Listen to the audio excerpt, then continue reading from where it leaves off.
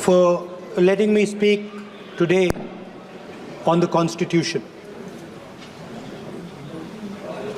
Speaker Sir, in my last few speeches, I spoke about the concept of Abhay Mudra, the concept of fearlessness, truth, and non-violence. And I showed the House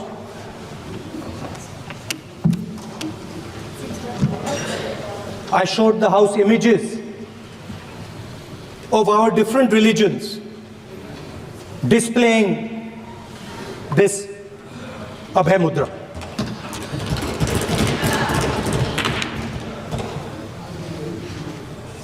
People call the Constitution the longest written constitution in the world. But the Constitution contains a set of ideas from one philosophy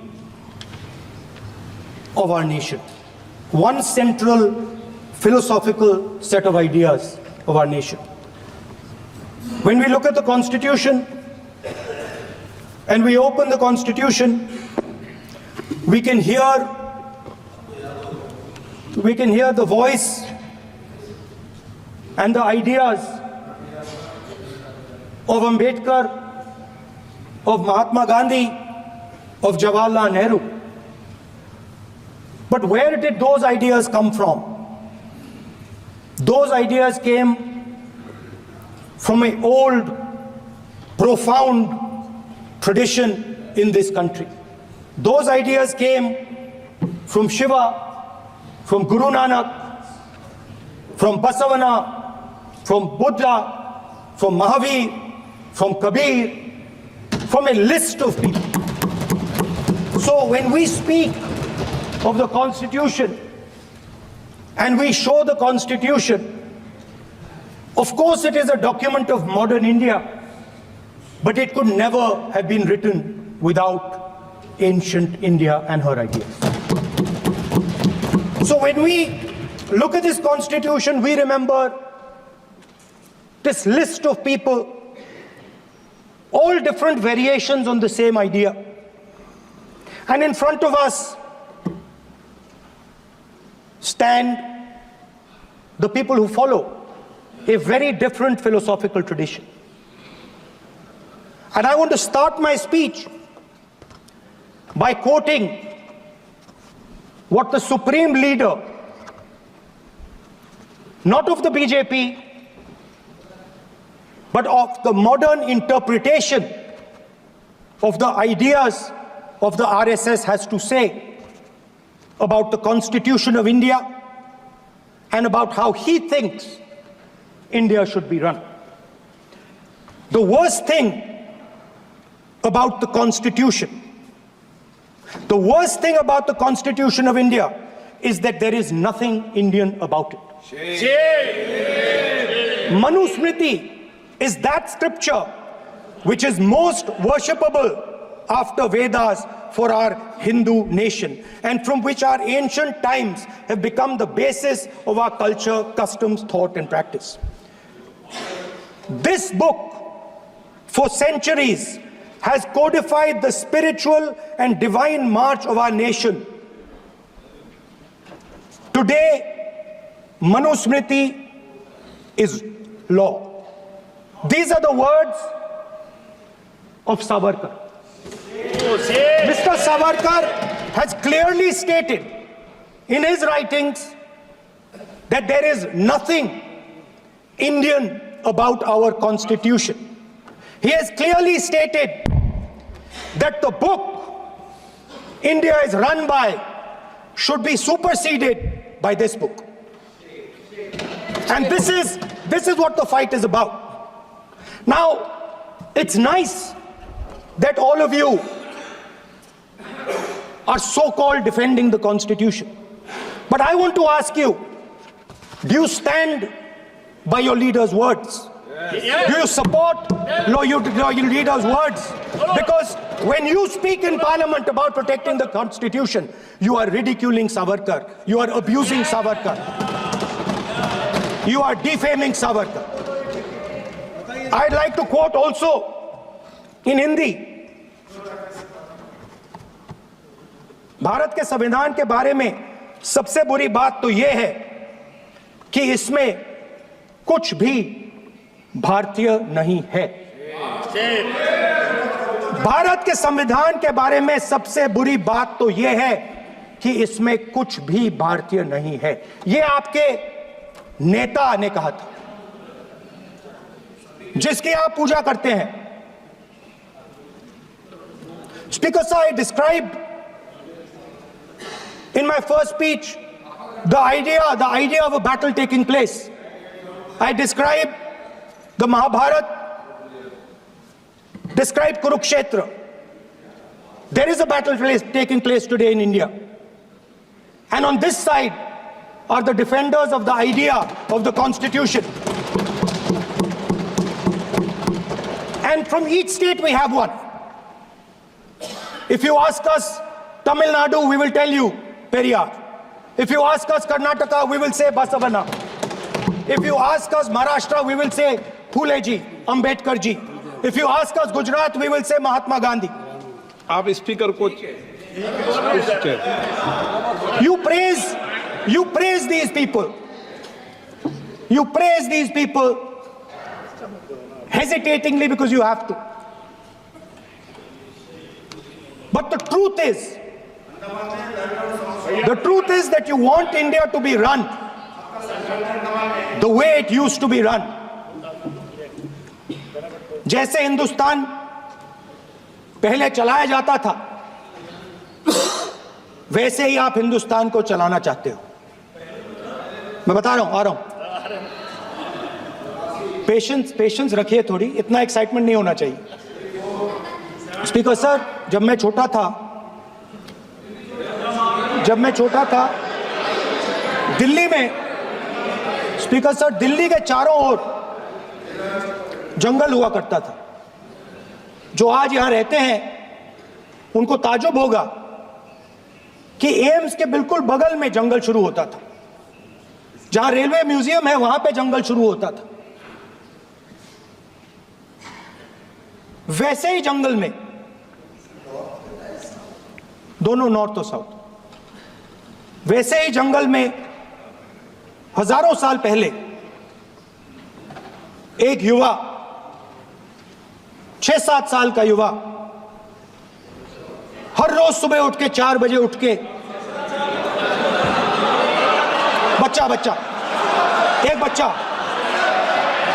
एक बच्चा, वाह बहुत बढ़िया, एक बच्चा 4 बजे उठ के तपस्या करता था।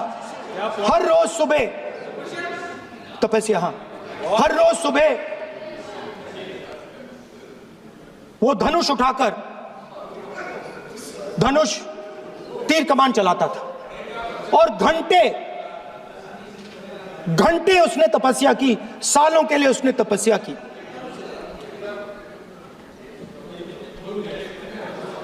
पास लोगों को पता लगने लगा कि लड़का है। यही तो आप नहीं समझ सकते हो, यही तो प्रॉब्लम है। धनुष में तपस्या है, मनरेगा के काम करने में तपस्या है। तपस्या का मतलब शरीर में गर्मी पैदा करना, समझिए। हाँ, तब का ये मतलब है, तपस्या का ये मतलब है। तो ये तपस्या कर रहा था, लोगों को पता लगा और वो गुरु के पास गया। लड़के का नाम एकलव्य था और वो गुरु के पास गया और उसने कहा, गुरु द्रोणाचार्य जी, मैं सालों से धनुष चलाना सीख रहा हूं, मैंने अपनी पूरी शक्ति इसमें डाली है,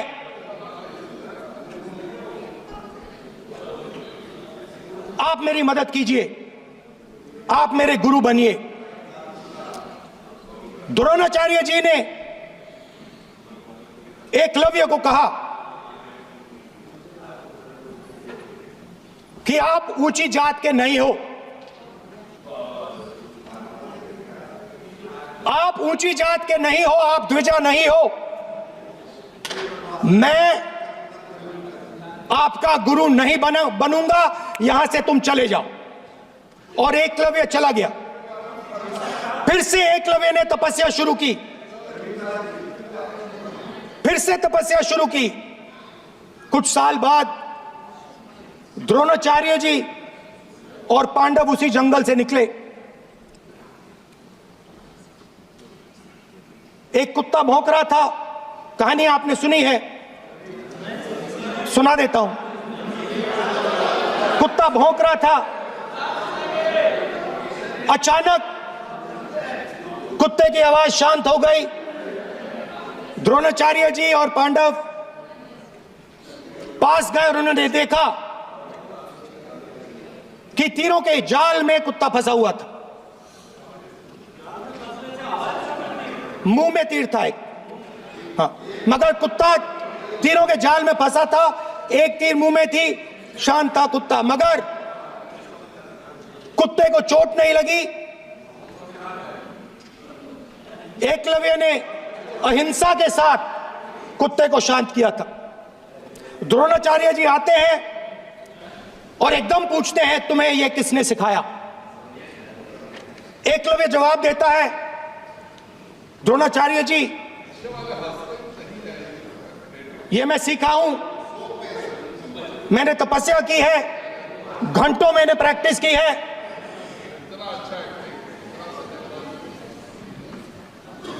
आपने मुझे गुरु बनने से मना किया था, तो मैंने एक मूर्ति, मट्टी की मूर्ति सामने रखी और मैंने प्रैक्टिस की और मैं सीखा। द्रोणाचार्य जी खुश नहीं हुए। द्रोणाचार्य जी ने एकदम कहा, तुम्हें मुझे गुरु दक्षिणा देनी है। नहीं नहीं, ये आपकी स्टोरी है, ये आपकी स्टोरी है। मेरी स्टोरी है कि द्रोणाचार्य ने पूछा।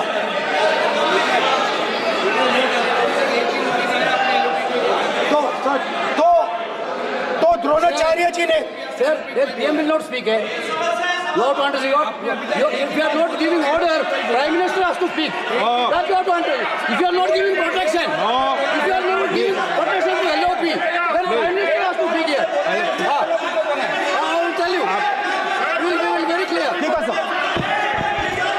माननीय सदस्य, आपको मैंने कई बार कहा, आप धमकी शब्दों में मत बोला करिए। एक मिनट जाती।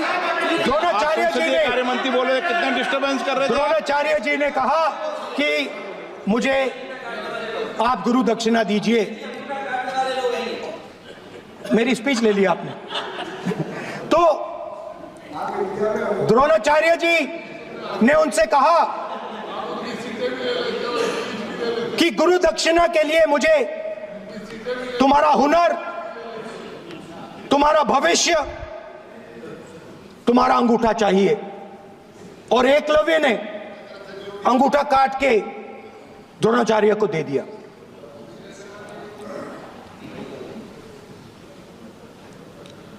यह अभय मुद्रा है। इसमें कॉन्फिडेंस, स्ट्रेंथ, निडरता कहां से आती है? हुनर से आती है, इस अंगूठे से आती है।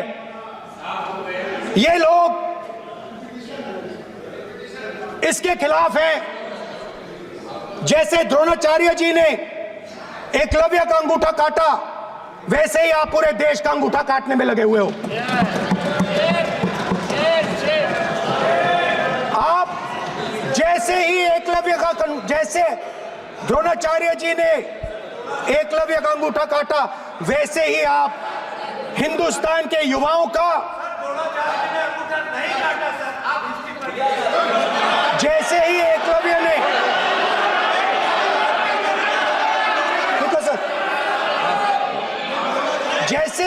जैसे एकलव्य का अंगूठा काटा गया, वैसे ही आप हिंदुस्तान के युवाओं का, सबका अंगूठा काटते हो। जब आप अदानी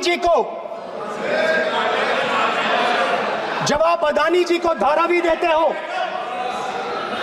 तो आप धारावी के जो एंटरप्रेन्योर्स हैं, जो स्मॉल एंड मीडियम बिजनेसेस हैं, उनका आप अंगूठा काटते हो।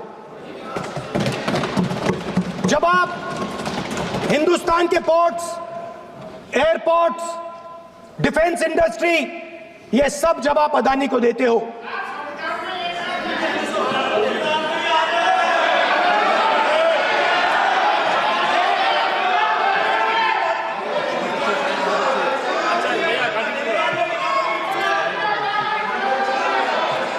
हिंदुस्तान के सारे जो फेयर प्ले बिजनेसेस हैं, जो ईमानदारी से काम करते हैं, आप उन सब का अंगूठा काटते हो जब आप अदानी की मदद करते हो।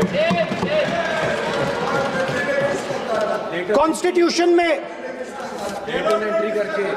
लैटरल एंट्री कर आप हिंदुस्तान के युवाओं का, पिछड़ों का, गरीबों का अंगूठा काटते हो।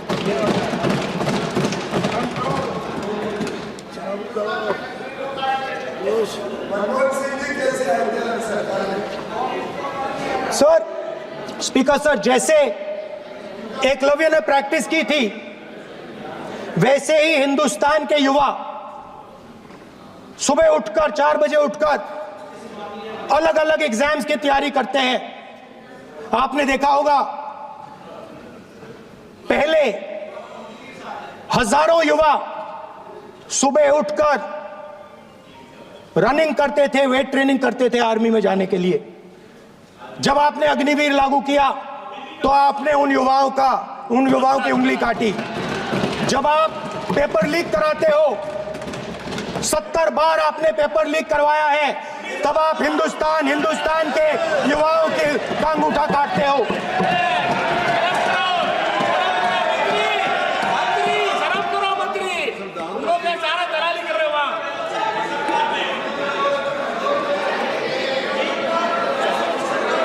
आज बाहर, दिल्ली के बाहर आपने किसानों पर टीयर गैस चलाया है, आपने किसानों पर लाठीचार्ज किया है। किसान आपसे एमएसपी मांगते हैं, सही दाम मांगते हैं, मगर आप अदानी को फायदा पहुंचाते हो, अंबानी को फायदा पहुंचाते हो और किसान का अंगूठा काटने का काम करते हो। देखिए, हम कहते हैं अभय मुद्रा, हम कहते हैं डरो मत, आप कहते हो हम आपका अंगूठा काट देंगे। ये फर्क है। एक तरफ कौन सर बोलिए, मेरे कहना है कि हम एक मिनट प्लीज बैठिए, आप बैठिए, प्लीज बैठिए, आप बैठिए। आज हम भारत के संविधान की 75 वर्ष की गौरवशाली यात्रा कर रहे हैं, और कर भाई ये चर्चा हुई थी कि हम संविधान की चर्चा करते समय उसकी उच्च कोटि की ये अपेक्षा है। आप स्पीकर सर, आप राष्ट्रपति भाषण नहीं है। कॉन्स्टिट्यूशन में कहीं नहीं लिखा है कि मोनोपोली होनी चाहिए। कॉन्स्टिट्यूशन में कहीं नहीं लिखा है कि पेपर लीक होना चाहिए। कॉन्स्टिट्यूशन में कहीं नहीं लिखा है कि अग्निवीर होना चाहिए। कॉन्स्टिट्यूशन में ये सब नहीं लिखा है, इसलिए मैं यहाँ रेस कर रहा हूँ। कॉन्स्टिट्यूशन में नहीं लिखा है कि हिंदुस्तान के युवाओं का अंगूठा काटना चाहिए, उनका जो हुनर है उनसे छीना जाना चाहिए।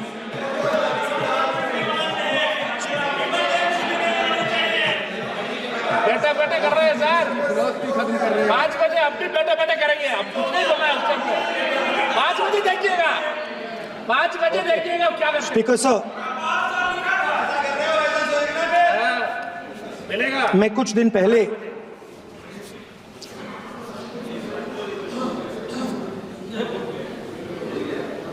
पहले मैं हाथरस गया।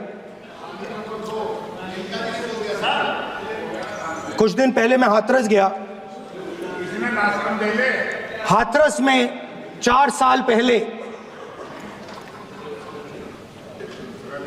एक लड़की का बलात्कार होता है। गैंग रेप होता है। 3-4 लोग गैंग रेप करते हैं। मैं 2-3 दिन पहले उस लड़की के परिवार के घर में गया।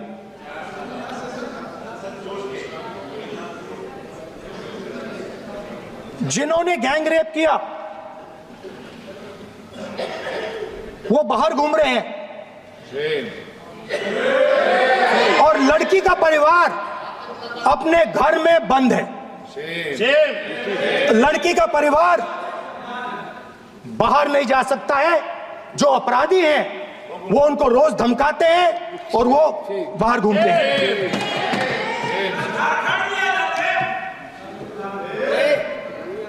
परिवार ने मुझे बताया कि बेटी का जो अंतिम संस्कार था वो भी नहीं करने दिया और चीफ मिनिस्टर ने इसके बारे में खुलकर मीडिया में झूठ बोला है। ये कॉन्स्टिट्यूशन में कहां लिखा है? ये कॉन्स्टिट्यूशन में कहां लिखा है कि जो बलात्कार करते हैं वो बाहर रहे और जिसका रेप हुआ है, जिसके परिवार, उस परिवार को बंद कर दिया जाए? कहां लिखा है कॉन्स्टिट्यूशन में? ये आपकी किताब में लिखा हुआ है, मनुस्मृति में लिखा है, मगर कॉन्स्टिट्यूशन में नहीं लिखा। और अगर आप कहते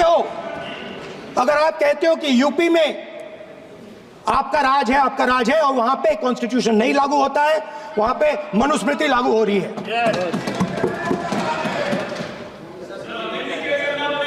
परिवार ने मुझे कहा कि यूपी की सरकार ने उन्हें वायदा किया था, कहा था कि हम आपका रिलोकेशन करेंगे, आपको कहीं और रहने की जमीन देंगे। आज तक 4 साल हो गए हैं, आज तक उनका रिलोकेशन नहीं किया गया है। और हर रोज उन्होंने मुझे फोटो दिखाई, वो बाहर निकलते हैं और जिन्होंने बलात्कार किया वो धमकाते हैं उनको। तो मैं इस हाउस में कहना चाहता हूं कि अंबेडकर जी के संविधान वाले लोग, इंडिया गठबंधन वाले लोग, हम सब मिलकर उस परिवार का रिलोकेशन हम करेंगे अगर आप नहीं करोगे तो। और हिंदुस्तान के हर गरीब व्यक्ति को हम ये कहना चाहते हैं, आपकी रक्षा कॉन्स्टिट्यूशन करता है और ये बीजेपी के लोग कॉन्स्टिट्यूशन पर 24 घंटा आक्रमण करते रहते हैं। कॉन्स्टिट्यूशन में लिखा है prohibition of discrimination on grounds of religion, race, caste, sex और place of birth. The state shall not discriminate against any citizen on grounds only of religion, race, caste, sex, place of birth or any of them. Some days back, youngsters from Sambal came to see me. Innocent people, they had done nothing. They were just, वो बस पास में थे, 5 लोगों को गोली मार के हत्या कर दी। ये कहां लिखा है कॉन्स्टिट्यूशन में? ये कहां लिखा है? कॉन्स्टिट्यूशन में तो लिखा है prohibition of discrimination of grounds of religion. और जहां भी आप जाते हो, एक धर्म को दूसरे धर्म से लड़ाते हो, नफरत फैलाते हो। कहां लिखा है कॉन्स्टिट्यूशन में? कहां लिखा है कॉन्स्टिट्यूशन में कि एक धर्म को दूसरे धर्म से लड़ाना है? कहां लिखा है कॉन्स्टिट्यूशन में कि दलित परिवार को बंद करके अंदर रखना है और उनके अपराधियों को बाहर घूमने देना है? कौन से कॉन्स्टिट्यूशन में लिखा है? मुझे दिखाइए।